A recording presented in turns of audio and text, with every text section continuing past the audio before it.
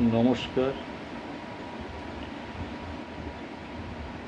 সর্বমঙ্গল মঙ্গলে শিবে সর্বার্থ সাধিকে শরণ্যে ত্র্যম্বকে গৌরী নারায়ণী নমস্তুতে। সৃষ্টি স্থিতি বিনাশানাং শক্তিভূতে সনাতনী গুণাশ্রয়ে গুণাময়ে নারায়ণী নমস্তুতে। মহাপূজার সম্পর্কে আলোচনা। দুর্গা উৎসব সবাইকে অর্থাৎ সেই পরম ব্রহ্মের চরণে পৌঁছায় দেওয়ার নাম হলো উৎসব। ঈশ্বরের সহিত সম্বন্ধ পাতাইবার যত প্রকার উপায় মানুষ আবিষ্কার করিয়াছেন, তন্মধ্যে পূজা সর্বশ্রেষ্ঠ। পূজা তন্ত্রশাস্ত্রের এক অভিনব দান। পৃথিবীর অন্য কোনো গ্রন্থে এই অনুষ্ঠানের অনুরূপ অনুষ্ঠান নাই।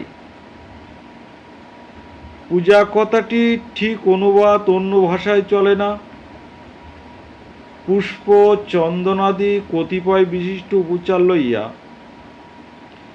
দেবতার সঙ্গে যে এক অভিনব প্রকারের ব্যবহার, তাই পূজা। পূজা অর্থাৎ পবিত্রকে জানবার নামই পূজা। পবিত্রকে জাগ্রত করার নামই হলো পূজা। পবিত্রকে ব্রহ্ম, আত্মা, ভগবান তিন তার রূপ। এই তিনটাকে জাগ্রত করার নামই হলো পূজা। ঈশ্বর ও মানবের মধ্যে সম্বন্ধ স্থাপনের বৈদিক উপায় হলো যজ্ঞ। পূজা অনুষ্ঠান তন্ত্রশাস্ত্রের নিজস্ব সম্পদ। যুগ যুগ ধরিয়া এই অনুষ্ঠানটিতে ভারতীয় ধর্মের প্রায় সকল সম্প্রদায় গ্রহণ করিয়াছেন। পূজায় দুইটি বস্তু প্রাধান্য, মন্ত্র এবং উপচার। এই নিবন্ধে কেবলমাত্র উপচারের কথাই বলিব। যে সকল উপচার দ্বারা যেভাবে ওই কার্যটি অনুষ্ঠিত হয় তা সংক্ষেপে আলোচনা করছি, আপনারা শুনবেন কথাগুলো। মন্ত্র রহস্য বা প্রয়োগবিধি বলা সম্ভব নহে। পূজার বাহ্য ও আন্তর দুইটি দিক। উভয়েরই মূল্য সমান। কারোর ধারণা বাহ্য পূজা হইতে মানস পূজা শ্রেষ্ঠ এবং নিম্ন অধিকারী বাহ্য পূজা করিবে, এই ধারণা ঠিক নয়।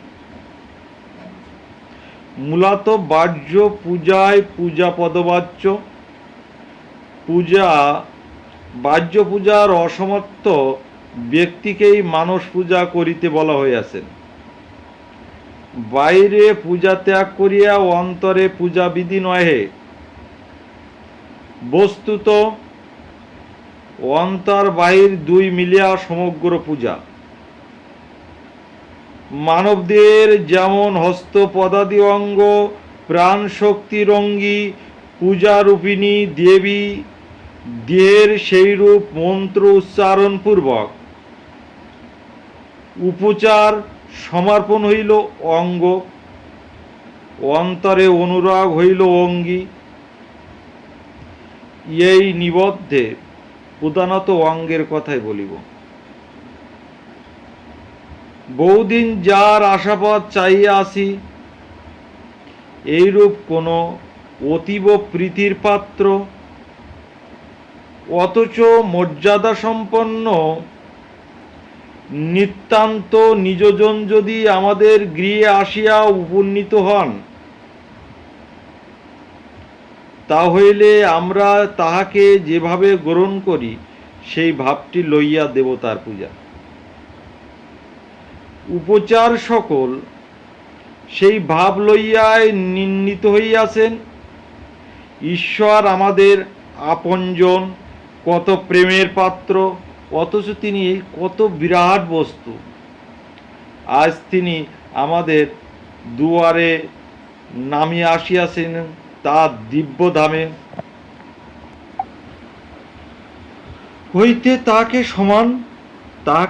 সম্মান করিতে হইবে, সংবর্ধনা করিতে হইবে, পরম যত্নে সেবা করিতে হইবে।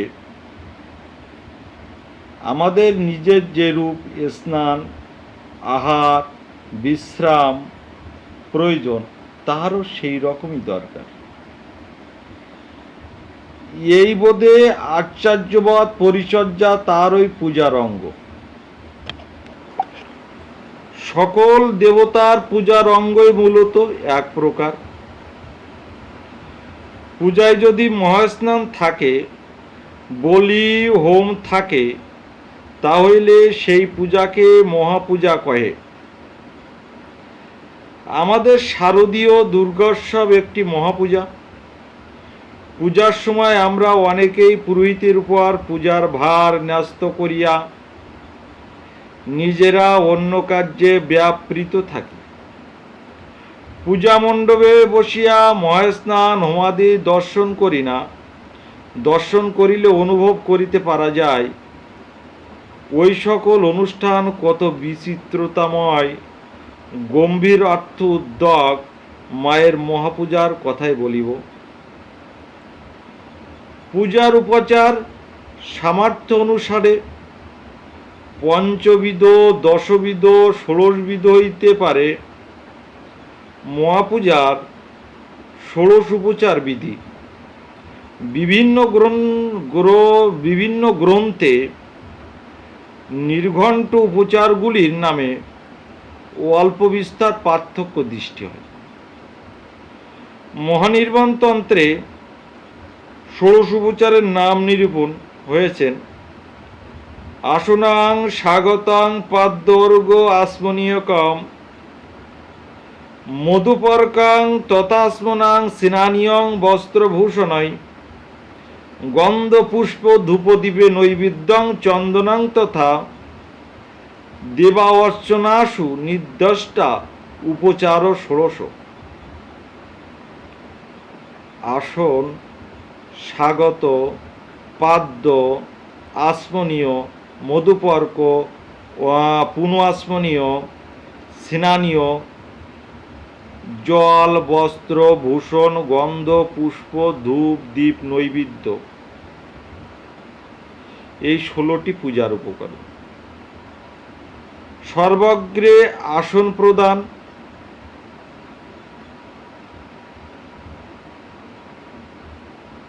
সন্ন্যাসন বা কাষ্টাসন বা বস্ত্রাসন বা কুশাসন, যেটি সামর্থ্য কুলায় তেমনি আসন দেওয়া যাইতে পারে।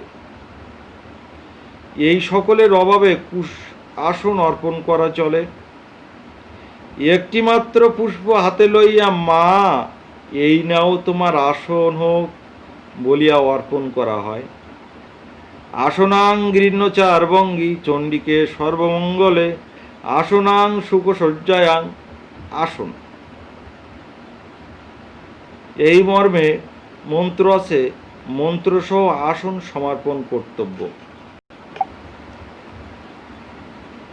আসন প্রদান করিলে মা বসিবেন না, স্বাগত জানাতে হইবে। লৌকিক নিয়মে আসুন, এই যে আসুন ইত্যাদি বলিবার মতো ইয়াগচ্ছ ইহতিষ্ঠ ইত্যাদি মুদ্রা, মন্ত্র মুদ্রা সহযোগে জগজ্জনকে যথাস্থানে উপবেশন করানোই স্বাগতম। বীজ মন্ত্র সহ স্বাগতম, সুস্বাগতম ইত্যাদি বিনয়বক্য উচ্চারণপূর্বক এই কার্য করিতে হয়। যস্য দর্শত ইচ্ছতি দেবা সাবিষ্ট সিদ্ধয়ে অস্মৈতে পরমেশাস স্বাগতম তে সুস্বাগতম, বলি না আমরা, এটা করতেই হবে। মাতা আসনে পরিগ্রহ করিয়া উপবেশন করিলে তার শ্রীচরণ প্রক্ষালনের জন্য জল দিতে হয়, তাই বলে পাদ্য। পাদ্যর পর অর্ঘ্য রচনা করিতে 8টি দ্রব্যের প্রয়োজন: জল, দুগ্ধ, কুশাগ্র, দধি, অক্ষত, তিল, জব, শ্বেতসরিতা, গিরানর্ঘ, হরপ্রিয় ইত্যাদি নির্দিষ্ট মন্ত্র উচ্চারণ পূর্বক মাতাকে অর্ঘ্য অর্পণ করিতে হয়।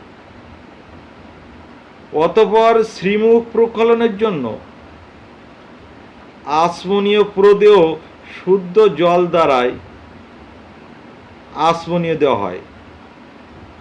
কর্পূর ও সুগন্ধি পুষ্পযুক্ত জল দেবার বিধিও আছে।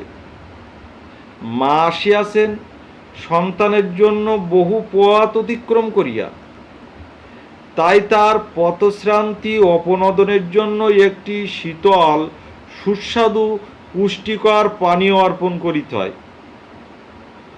এইটি শাস্ত্রীয় নাম হল মধুপর্ক। পরিমাণ মতন 5টি দ্রব্য মিশ্রণে মধুপর্ক তৈরি হয়: দধি, ঘৃত, জল, মধু ও চিনি। কোনো কোনো মতে নারিকেলের জলও মিশাতে হয়। ইয়া কাংসপাত্রে অর্পণ করিতে হয়। মধুপর্ক সৌখ্য, ভোগ, পুষ্টি, তুষ্টি প্রদায়ক। মধুপর্ক অর্পণের পর মুখ ধুইবার পুনঃ আচমনীয় দেওয়ার বিধি। মায়ের ক্লান্তি দূর হইলে স্নানীয় দ্বারা স্নান করাইতে হয়। মহাষ্টমীতে মায়ের যে স্নান তাহাকে মহাস্নান বলা হয়। প্রথমে তৈল, হরিদ্রা প্রভৃতি দ্রব্য দ্বারা অভ্যঙ্গ ও পঞ্চশস্য চূর্ণ দ্বারা গাত্রমার্জন করণীয়। তারপর নানাবিধ জল দ্বারা স্নান করাতে হয়।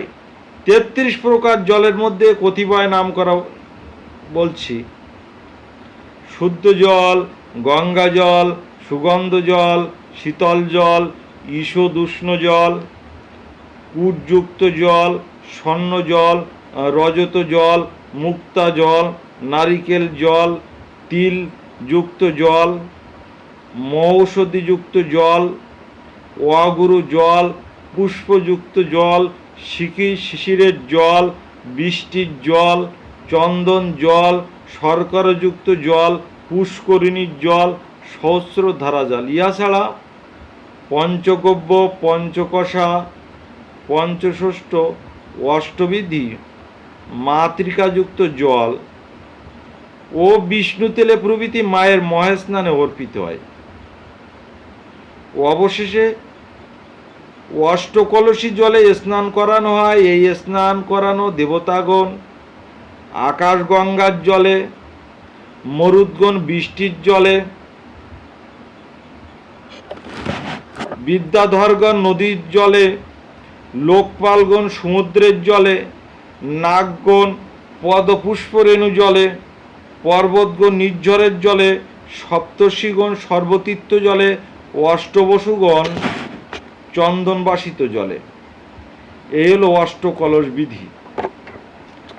অষ্টবিধি যে রাগিণীগুলো আছে, রাগ আছে, ধুন্দুবি বাদ্য, মালব রাগ, ইন্দ্র অভিষেক বাদ্য, এইসব বাদ্য দ্বারা মায়ের স্নান করাতে হয়। সেই রাগ রাগিনী সহযোগে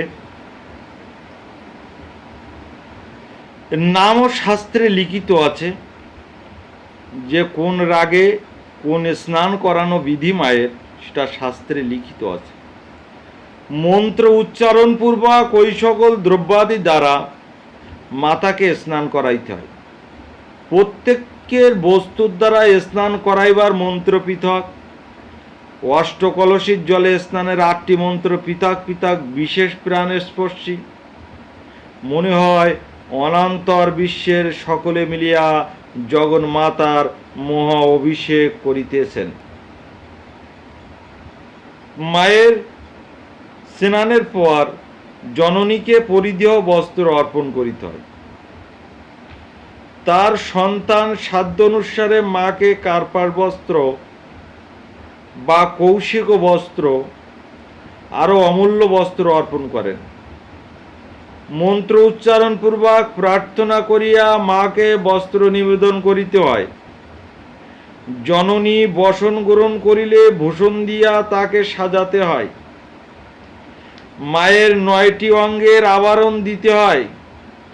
চরণ, কোটি, বক্ষ, হস্ত, কণ্ঠ, নাসিকা, কর্ণ, সীমন্ত অর্থাৎ শীতে আর মস্তক, নূপুর হইতে আরম্ভ করিয়া মুকুট পর্যন্ত ভক্ত সাধ্য অনুযায়ী মাতৃঅঙ্গ আভরণ যুক্ত করেন।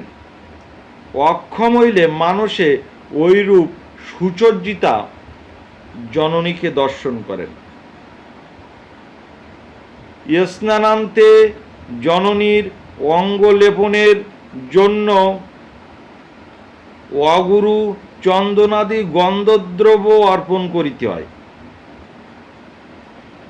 তারপর চন্দনযুক্ত পুষ্প মায়ের পাদপদ্মে দিতে হয়। ইহাই পূজার প্রধান অঙ্গ। শ্রী গীতায় ভগবান বলিয়াছেন অর্জুনকে, পত্রপুষ্প ফলং তেয়াং, পত্র পুষ্প ফল জল ভক্তিপূর্বক আমাকে দিলে আমি তা গ্রহণ করি। মায়ের পূজায় বিল্বপত্র, জবা পুষ্পদি সর্বশ্রেষ্ঠ। তাছাড়া মা নাগকেশর, বকুল, কুন্দ, কবরী, আকন্দ, শ্বেতপদ্ম, রক্তপদ্ম প্রভৃতি ফুল ভালোবাসেন। শ্বেত ও রক্তচন্দনযুক্ত পত্রপুষ্প মন্ত্র উচ্চারণপূর্বক মায়ের পায়ে অর্পণ করতে হয়। তৎসহ ভক্তি অনুরাগযুক্ত হওয়ায় আপনার হৃদয়পদ্ম ওই শ্রীচরণ পদ্মে অর্পণ করিতে হয়। অনন্তর ধূপ ও দীপ, ধূপ শব্দের নির্বাচনে আচার্যরা কয়েন অশেষ দোষ ধূত অর্থাৎ বিনাশ করে এবং পরমানন্দ প্রদান করে। এহেতু ধূপ নাম হল সার্থক। ধূপের ধূম আরামদায়ক হইবে, কখনো এমন হইবে না যাতে মায়ের চক্ষের জ্বালা হইতে পারে। নাসি অক্ষের রন্ধ্র সুখদ হইবে, খুব তাপ হইবে না, নিস্তাপ হইবে। ষোড়াঙ্গ ধূপ, ষোড়শাঙ্গ ধূপ ইত্যাদি বহুবিধ ধূপ প্রস্তুত প্রণালী দৃষ্ট হয়। সাধারণত ধূপে গুলগুল ও চন্দনের গুঁড়া প্রভৃতি থাকা বাঞ্ছনীয়। মন্ত্র উচ্চারণপূর্বক মাকে ধূপ ধূম অর্পণ করিতে হয়। তৈল বা ঘৃতযুক্ত দীপমালা প্রশস্ত। প্রাণীর অঙ্গজাত দ্রব্য দীপদান নিষিদ্ধ। দীপটি হইবে নেত্রের আনন্দদায়ক। দীপে খুব তাপ হইবে না, দূরতাপ ও অপরিবর্জিত। দীপ শব্দশূন্য ও ধূপ শূন্য হইবে। পলিতা খুব সরু হইবে, পলিতাগুলো বা খুব মোটা হইবে না। দীপটি কিছু উঁচু স্থানে রাখিবে যেন বসুমতীর অঙ্গে তাপ না লাগে। মাতো, তোমার জ্যোতিতেই অগ্নিকে তেজস্বী করিয়াছ, তোমার জ্যোতিতেই সূর্যচন্দ্র জ্যোতিষ্মান। তবু মা, তোমাকে এই ক্ষুদ্র দ্বীপ দিতেছি, গ্রহণ করো। অগ্নিজ্যোতি রবিজ্যোতি চন্দ্রাজ্যোতি স্ততৈবচ জ্যোতিষা মুক্তামে দেব দীপহং প্রতিগীর্জিতাম। দেব এবং দেবী, এই মন্ত্রে মাকে দীপ দিতে হয়। তৎসহ নিজ ক্ষুদ্র জীবন দীপটিতে ওইভাবে স্নেহময়ী মাকে অর্পণ করতে হয়। পূজার ভোগের নাম নৈবেদ্য। মা এখন আহার করিবেন। ভক্তের নিজের যাহা প্রিয় তাই সে মাকে দিবে। মনোপ্রিয়ঞ্চ নৈবেদ্যম। বালকের প্রিয় দ্রব্যাদি মা ভালোবাসেন। স্ত্রীণাং প্রীতিকরম দ্রব্যাদি মায়ের প্রীতিপ্রদ। শাস্ত্রে নৈবেদ্যের উপকরণের যে কত বর্ণনা তা বলিয়া শেষ করা যাবে না। কালিকা পুরাণে উপকরণের বিস্তৃত নির্ঘণ্ট আছে। ঘৃতযুক্ত শালিধানের অন্ন, মাস, মুগ, তিল, পরমান্ন, পিষ্ট, কেশর, মদক, তারপর হচ্ছে চিড়া, মুড়কি, দ্রাক্ষা, পনক, খজ্জুর, শ্রীফল, ব্রাহ্মী, কলমি, পুনরবা প্রভৃতি শাক, দধি, ঘৃত, নবনী, শর্করা, মধু ইত্যাদি সন্তান যা মাকে ভক্তি করিয়া দিবেন, মা তাই সাদরে গ্রহণ করিবেন। কোনো দ্রব্য ভক্তের মাকে দিতে ইচ্ছা কিন্তু তা দুর্লভ, তখন তৎকল্পনীয় মনসা উহা মনে মনে ভাবনা করিয়া দিবে। নিতান্ত দীনদরিদ্র সন্তান মাকে দিবার মতন কিছু তার ঘরে নাই, সে কি করিবে? সে মনে মনে ধ্যান করিয়া সর্ববিধ দ্রব্য কল্পনা করিয়া নৈবেদ্য সাজাইবে এবং করুণাময়ী মা তাই সাদরে গ্রহণ করিবেন। মা ভোগ্যন করিলে ভক্ত শ্রীচরণ বন্দনা করিবেন। এই বন্দনাটিতে অতি মূল্যবান। আচার্যরা বলেন, সকল দ্রব্য দিয়া যদি প্রণতিটি ভক্তিপূর্ণ না হয় তবে সকলই বিফল। কিছুই না দিয়াও কেবলমাত্র ভক্তিপূর্ণ একটি নমস্কারে পূর্ণতা প্রাপ্ত হইবেন। একটি নমস্কারে প্রভু, একটি নমস্কারে আমার সকল দেহ লুটিয়ে পড়ুক তোমার চরণ পরে। গীতায় ভগবান অর্জুনকে বলিয়াছেন, মাং নমস্কুরু। আমরাও মাকে নমস্তস্যই নমস্তস্যই নমস্তস্যই নমো নমঃ শত সহস্র প্রণাম জানাই। দেহ, মন, প্রাণ, বুদ্ধি সব এক করিয়া সমস্ত শর্তটাকে মায়ের চরণে ফেলিয়া দেওয়াই হইল শ্রেষ্ঠ প্রণাম। বন্দনায় 16 উপচারই শ্রেষ্ঠ উপচার। পূর্বে বলা হয়েছে যে 16 উপচারে পূজা মহাস্নানের সঙ্গে যদি বলি হোম থাকে তাহলে ওই পূজা মহাপূজা হয়। পূজা ও মহাস্নানের কথা বলা হইল। বলি ওম সম্বন্ধে 2টি কথা মাত্র বলিব। বলি শব্দের অর্থ উপহার। মায়ের শ্রী করে কিছু উপহার দিতে হইবে। সুরাত রাজা নিতগাত্র শ্রীমান্টং দ্রব্যাদি দিয়েছিলেন, নিজের গায়ের রক্ত মাখা দ্রব্যাদি। আমরা কথাই বলি গায়ের রক্ত অর্থাৎ সর্বাপেক্ষা প্রিয় বস্তু, বহু কষ্টার্জিত বস্তু মাকে দিতে হয়। যারা রাজসিক বা তামসিক পূজা করেন তারা বলিদ্রব্য বলিতে বুঝেন একটি নিরহ চতুষ্পদ প্রাণী। যারা সাত্ত্বিক তারা একটি চতুষ্পদ প্রাণী আনেন। ওই প্রাণীটার পা হইল মন, বুদ্ধি, চিত্ত আর অহংকার। এই চতুষ্পদ বিশিষ্ট নিজ অন্তঃকরণটি তারা মাকে দিয়া দেন। ভক্ত সাধকের গান, ধর্ম ধর্ম দুটি অবজা, তুচ্ছ খোটায় বেঁধে থুবি, যদি না মানে নিষেধ তবে জ্ঞান খড়গে বলি দিবি। হোম বৈদিক বিধি। মহাপূজার বৈদিক ও তান্ত্রিক বিধির একাত্মতা হইয়া গিয়াছেন।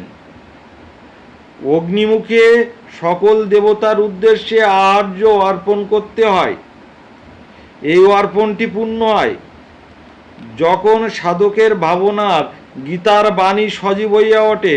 ব্রহ্মপর্ণাং ব্রহ্মহবির ব্রহ্মাগ্নৌ ব্রহ্মণৌতাম ব্রহ্মণ্যৈবতে গন্তব্যং ব্রহ্ম কর্ম সমাধিনাম। অর্পণ ব্রহ্ম, গীতাদি ব্রহ্ম, অগ্নি ব্রহ্ম, যিনি হোম করেন তিনিও ব্রহ্ম। এইরূপ জ্ঞানে ব্রহ্মরূপ কর্মে একাগ্রচিত্ত পুরুষই ব্রহ্মত্ব প্রাপ্ত হয়। ব্রহ্মময়ী মাই সব, হোমের সকল অঙ্গ প্রত্যঙ্গ মাতৃময়।